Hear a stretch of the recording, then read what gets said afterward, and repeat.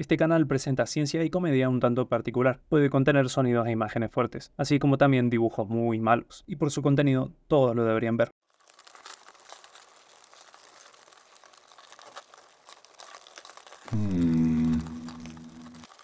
Proteínas recombinantes.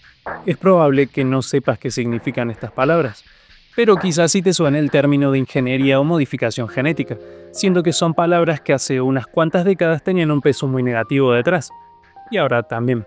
La realidad es que si bien mucho cambió y se avanzó en términos tecnológicos y de entendimiento, estos avances no siempre son comunicados, o peor incluso pueden ser comunicados de maneras erróneas o pobres, lo que causa aún más temor ante estas prácticas, haciendo que la gente en general aún tenga ideas muy poco acertadas o directamente crean en mentiras, aunque quizás también tengan ideas muy acertadas sobre estos temas y su pobre uso en la vida cotidiana, porque no estamos faltos de casos terriblemente detrimentales relacionados a estas palabras.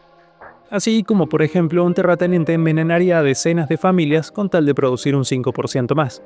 Es chiste, es chiste. Los terratenientes son personas muy buenas que nos quieren a todos. ¿O no? Uy, ¿qué tal si te digo que entre tantos ejemplos, esta ingeniería genética viene salvando las vidas de las personas diabéticas desde hace poco más de 40 años, y esto gracias a que esclavizamos cientos de millones de bacterias? Pero para entender todo bien, hay que estudiar unas cuantas cosas, así que están advertidos, se vienen muchos detalles. Partiendo por lo más simple y lo lógico, las cosas con vida crean cosas dentro suyo. Imagínense a un humano, por fuera tenemos piel, cabello, uñas y demás tejidos variados. Obviamente todas estas cosas se renuevan, las uñas avanzan, la piel se regenera, el cabello crece. A excepción de que seas pelado. Pero bueno, como decía, estos tejidos y estructuras crecen y se renuevan porque hay células produciéndolos continuamente.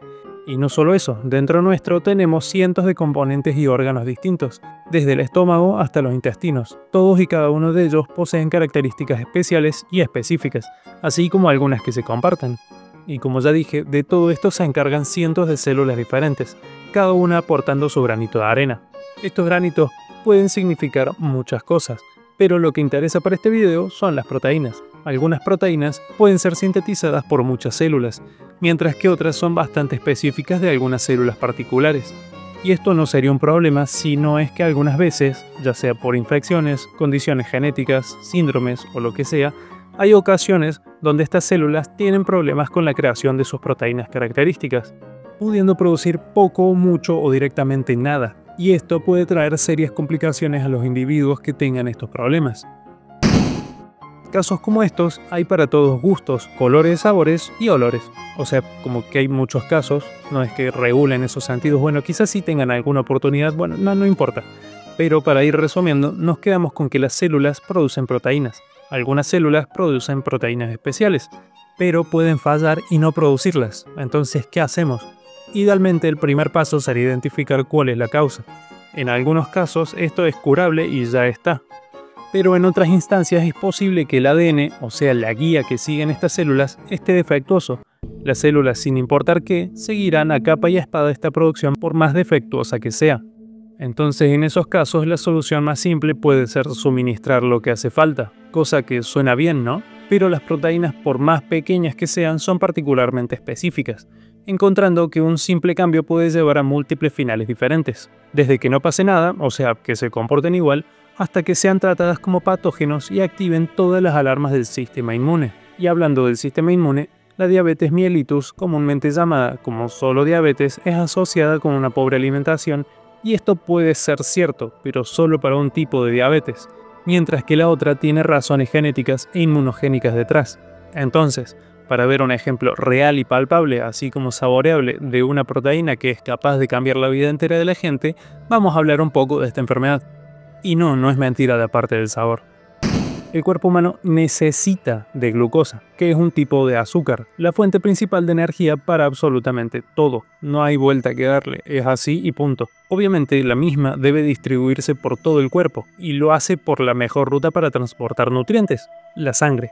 La cantidad, o mejor dicho, concentración de glucosa que viaja por la sangre recibe el nombre de glucemia, y esta tiene efectos sumamente importantes en el metabolismo humano, mediante una serie de complejos procesos que no voy a explicar, pero existen. Cuando existe una sobrecarga de glucosa en la sangre, a la misma se le llama hiperglucemia, y algunas de las enfermedades metabólicas caracterizadas por la hiperglucemia reciben el nombre de diabetes.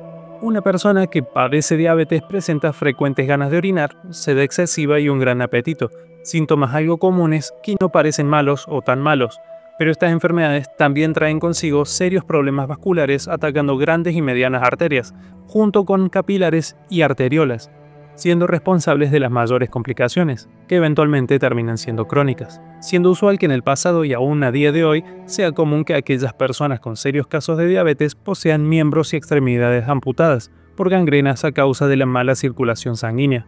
¿Y por qué sucede este problema en la glucemia? Bueno, la glucemia y los procesos más complejos relacionados con la misma normalmente tienen un equilibrio mediado por dos hormonas, insulina y glucagón, y si bien por su función reciben el nombre de hormonas, siguen siendo proteínas secretadas por diferentes células.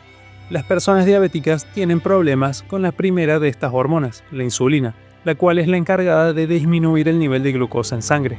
Y dentro de esta enfermedad se distinguen dos tipos, el tipo 1 y el tipo 2. Sí, muy original. Las personas que poseen el tipo 1 son las que se llevan la peor parte, porque está impreso en sus genes que la producción de insulina sea pobre e ineficiente, haciendo que su vida sea sumamente complicada, por lo que con los avances de la medicina se encontró que la solución más simple por el momento es la incorporación de insulina al cuerpo. Por esto también se les suele llamar insulinodependientes, porque dependen de esta insulina para mantener una vida normal y corriente. Se estima que en Argentina al menos 1 de cada 10 personas mayores de 18 años poseen esta enfermedad, sumado a que 4 de cada 10 personas que la sufren desconocen que la poseen. Por esto mismo es sumamente recomendable hacer exámenes médicos anuales, no solo para esta enfermedad, sino generales. Y bueno, creo que ya fue mucha información técnica por ahora, así que para desestresar el cerebro vamos a ver datos curiosos que encontré sobre la historia de la diabetes. Si bien la relevancia y los números de la diabetes son mayores en la actualidad, esta enfermedad está documentada desde hace mucho tiempo. Papiros de hace más de 2024, 1500 a.C., llevo 2, saco 3, multiplico por 8. En papiros, hace más de 3500 años se han detallado síntomas de pacientes que coinciden casi perfectamente con la diabetes. Incluso se ha encontrado el título para la receta para el tratamiento de una mujer sedienta hace más de 4000 años. Y solo el título. Aunque bueno, esta información es antigua y quizás hacen referencia a otras cosas. Entonces, de entre los primeros reportes fidedignos de esta enfermedad se da hace 2500 años, cuando un famoso cirujano de la India, quien no pienso pronunciar en su legado tampoco pronunciable por mí, describió un término que suena casi imposible: orina similar a la miel, cosa que medio que mencioné antes con respecto a su sabor, porque parte del exceso de la glucosa se escapa sin metabolizar por la orina, y recordando que la glucosa es un azúcar, esto le da no solo un sabor dulce, sino que también una viscosidad mayor, siendo que se dice que esta excreción es capaz de atraer hormigas. Y de ahí para adelante hay enormes cantidades de reportes alrededor de todo el mundo, pasando por lo que ahora conocemos como China, así como antiguos árabes, mejorando cada vez más en las descripciones, también mencionando los problemas vasculares y algunos destacando que esta es una enfermedad de ricos. Esto seguramente debido a la diabetes tipo 2, la cual está más bien relacionada con una pobre alimentación, nula o escasa actividad física o estar viejitos, entre más cosas. No fue sino hasta hace poco más de 100 años que se dieron avances notorios en el entendimiento de la enfermedad, siendo que en 1923 se entregó el Premio Nobel de Medicina a Frederick Banting y John MacLeod, algo así, por el descubrimiento de la insulina. Sí, esa hormona de la que les hablé, una hormona que es relativamente simple en su composición, teniendo 2 cadenas de aminoácidos, sumando un total de 51 aminoácidos entre ambas. Pero que sea simple no significa que no tenga importancia, claramente. La serie de investigaciones, experimentos, avances y científicos, así como médicos que llevaron al descubrimiento y a la razón de ser de la insulina, fueron muchos. Pero dentro de todo eso se destaca que la insulina es producida en el páncreas, más específicamente en las células beta de los islotes de Langerhans, pero lo importante es que están en el páncreas. Desde ese momento en adelante se supo que lo que mejor podía hacerse con un paciente con diabetes era administrarle insulina para regular sus niveles de glucosa en sangre. Supongo que les gustaría imaginar que la insulina provenía de donantes humanos, pero nada, no fue así. Esta insulina venía de los páncreas de cerdos y vacas, claramente muertos. Ahora seguramente les dará un poco de cosa, pero también se preguntarán ¿cómo? Si somos animales distintos. Seguramente tenemos hormonas distintas y están en lo correcto. La insulina que producen los cerdos y vacas es distinta a la humana, pero no lo suficientemente distinta como para descartar su uso en el pasado. Particularmente las vacas cambian 3 aminoácidos de los 51, mientras que la insulina de los cerdos cambian un solo aminoácido. Pero aún así, siendo tan similares, no era perfecto, porque se observaban reacciones alérgicas en algunas personas cuyo sistema inmune detectaba a esta insulina como algo extraño, lo cual sí es extraño para el cuerpo, pero justamente en este caso lo mejor sería que lo dejasen pasar y hacer de cuenta que no pasó nada. Pero bueno, eso traería muchas otras complicaciones. Quizás se pregunten también cuántos bichitos tenían que pasar por una licuadora para obtener insulina. Y mi respuesta sería, siendo que encontré esto en el sitio del Museo Nacional de Historia Estadounidense, que eran necesarias 2 toneladas de partes de cerdo para extraer 230 miligramos. Como se darán cuenta, eso es muchísimo. Cantidades enormes de cerdos y vacas eran sacrificados para esto. Bueno, no necesariamente solo por su páncreas, también se comía el animal entero, así que tan malo no era. Pero aún así, la demanda era tan exagerada que no se daba abasto. Además que la potencia de esta insulina podía llegar a variar hasta un 25% por lote, siendo que tal variación podía ser muy peligrosa, pudiendo llegar a matar gente. Pero acá es donde por fin voy a explicar qué es esto de la esclavitud de las bacterias. Bueno, como les dije al principio, las células producen cosas. En caso de las del páncreas, las células beta producen insulina. Pero como también acabamos de ver, si usamos una de otros animales, no solo involucra mandarlos con su creador, sino que también no es exactamente la misma que utilizamos. Y por más de que entre medio hubo muchas mejoras como el agregado de zinc y demás procesos, la insulina seguía siendo poca y no era la misma que la humana.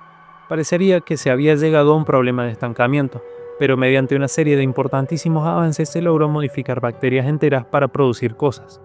O sea, las bacterias ya de por sí producen cosas de bacteria, pero lo que se logró es que además produzcan cosas que nosotros deseamos. Entonces sí, se modificaron genéticamente las bacterias para producir una proteína que no es propia de ellas, lo que se conoce comúnmente como una proteína recombinante, siendo que en 1978 se vio el nacimiento de la primer insulina recombinante, generada en una de las bacterias más famosas y estudiadas del mundo, Escherichia coli, y desde 1982 se empezó a comercializar insulina recombinante para uso humano. Y se preguntarán, si la insulina de cerdo y vaca eran cosas distintas a la humana, ¿cómo va a ser la insulina de bacterias similar a la nuestra?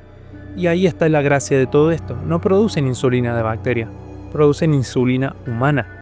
Es decir, cada una de las cientos de miles de millones de bacterias de E. coli que tenemos esclavizadas y son utilizadas para este proceso, producen la misma insulina que los individuos sanos producimos en nuestros cuerpos humanos, porque somos humanos, claro, ¿sí? Pero el producir insulina genéticamente idéntica a la humana no es solo la única ventaja, sino que también el nivel de producción de las bacterias es inmenso. A día de hoy toda la producción mundial de insulina es recombinante, superando las 40 toneladas al año. Es más, a día de hoy, y desde hace ya unos años, esta misma insulina también puede ser modificada para que tenga efectos más inmediatos o se tarde más en hacer efecto. Todo acorde a las necesidades del cliente. Wow, se sintió como si les quisiera vender insulina. Igual hay que remarcar que puede ser modificada. Eso no quiere decir que todas estén modificadas. Por supuesto que se vende insulina normal humana sin nada más raro que el hecho de que haya salido de una bacteria u hongo. Porque sí, la modificación genética no es algo exclusivo de la E. coli o de las bacterias. También obviamente se pueden modificar hongos, plantas, células animales y animales enteros y todo eso. E incluso no tiene que limitarse a producir únicamente medicina. También pueden hacerse cosas muy locas. Si es algo que le interesa, no sé, déjenlo en los comentarios o algo y veo de hacer más videos. Bueno, el fin de este video es el hecho de dar a conocer las posibles bondades y el buen uso de la modificación genética. No es como si alguien vaya a crear un cerdo que brille en la oscuridad o algo así, ¿no? ¿No?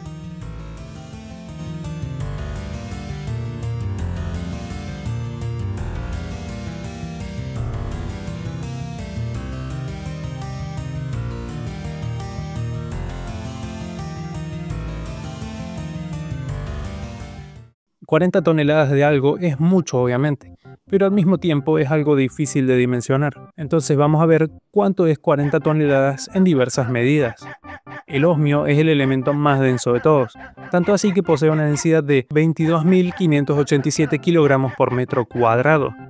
Tan denso es que 40 toneladas de osmio serían solamente un cubo de 1,77 centímetros cúbicos. O sea, sí, sería un poco grande, creo. No sé, no creo que sea la gran cosa en tamaño. Mientras que el metal menos denso que hay es el litio, y con una densidad de 534 kilogramos por metro cúbico, esto significaría que un cubo de 40 toneladas mediría casi 75 metros, o sea, 42 veces más grande que el osmio. Mientras que por otro lado tenemos al agua, con una densidad de 1 kilogramo por litro. Entonces, si tenemos 40.000 kilogramos, serían 40.000 litros. Para poner en contexto, una piscina olímpica tiene, adivinen ustedes, al menos 2.500.000 litros. Como mínimo, puede tener muchos más, o sea que 40.000 litros no es ni el 20% de una piscina olímpica. Y, bueno, no sé, una Oreo pesa 11,3 gramos. Haciendo cálculos, esto da que se necesitan un total de 3.539.823 Oreos para igualar a las 40 toneladas de insulina que se hacen anualmente. Y así espero que ahora entiendan un poco mejor la cantidad de insulina que se hace por año. Chau.